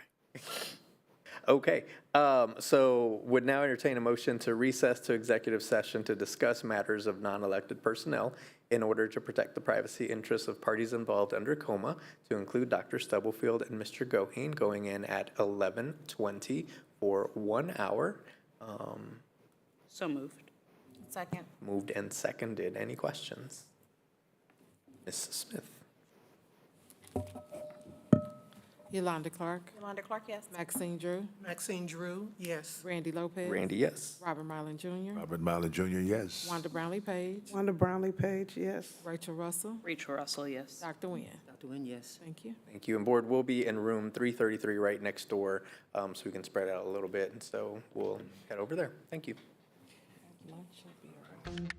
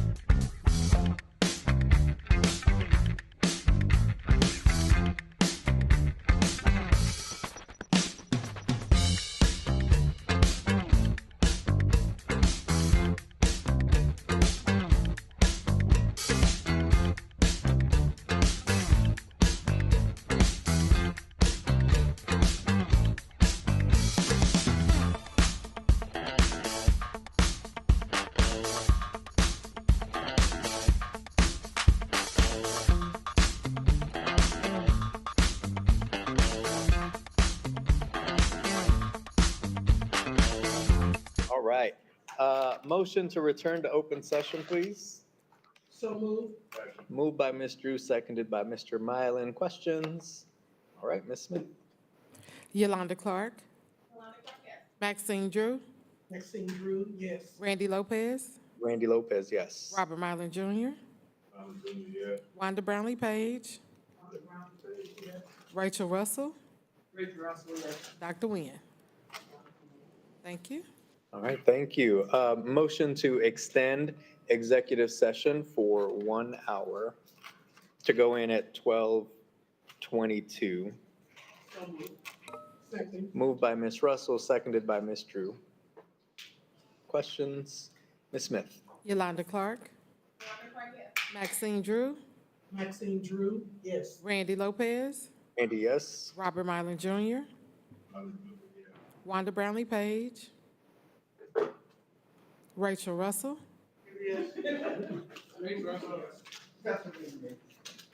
Thank you. Thank you.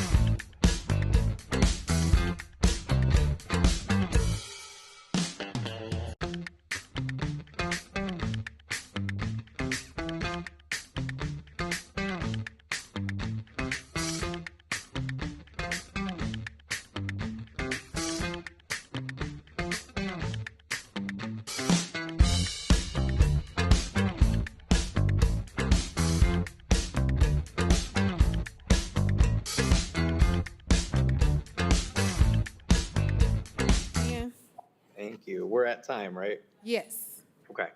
Motion to return to open session. Moved by Ms. Clark, seconded by Ms. Russell. Questions? Ms. Smith? Yolanda Clark. Yolanda Clark. Maxine Drew. Maxine Drew, yes. Randy Lopez. Randy, yes. Robert Mylan Jr. Wanda Brownlee Page. Rachel Russell. Dr. Nguyen. Thank you. Thank you. Motion to extend executive session going in at 1:25 for 45 minutes. Moved by Ms. Russell, seconded by Ms. Clark. Any questions? Ms. Smith? Yolanda Clark. Maxine Drew. Maxine Drew, yes. Randy Lopez. Randy, yes. Robert Mylan Jr. Wanda Brownlee Page. Page, yes. Thank you. Rachel Russell. Dr. Nguyen. Thank you.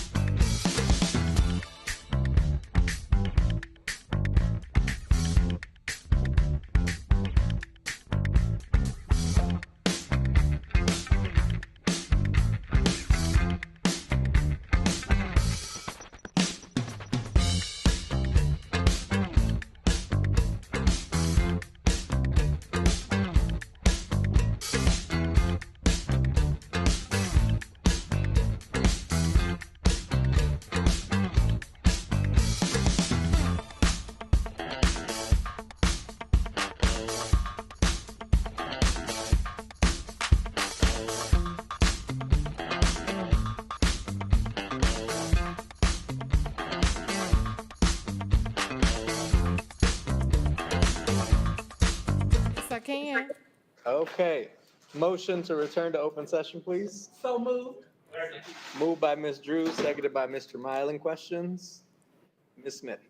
Yolanda Clark. Maxine Drew. Maxine Drew, yes. Randy Lopez. Randy, yes? Robert Mylan Jr. Wanda Brownlee Page. Yes. Rachel Russell. Dr. Nguyen. Thank you. Thank you, Board. Now to entertain a motion to recess to executive session to discuss matters of non-elected personnel in order to protect the privacy interests of parties involved under coma, to include Mr. Goheen for 30 minutes, going in at 2:38. Moved by Ms. Russell, seconded by Mr. Mylan. Ms. Smith? Yolanda Clark. Maxine Drew. Maxine Drew, yes. Randy Lopez. Randy, yes? Robert Mylan Jr. Wanda Brownlee Page. Rachel Russell. Dr. Nguyen. Thank you. Thank you.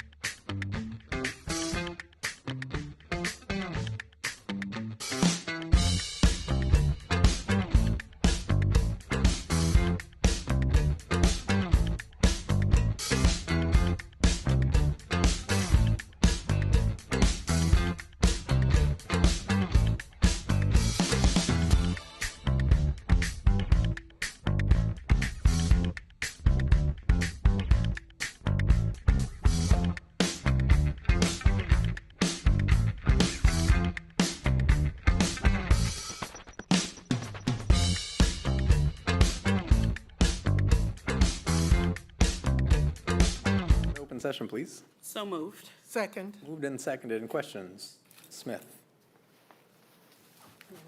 Yolanda Clark. Maxine Drew. Maxine Drew, yes. Randy Lopez. Randy, yes. Robert Mylan Jr. Allen Jr., yes. Wanda Brownlee Page. Rachel Russell. Rachel Russell, yes. Dr. Nguyen. All right. Thanks, everybody. Thank you, boards. Thanks for staying a little late. With that, have a great weekend. Thanks.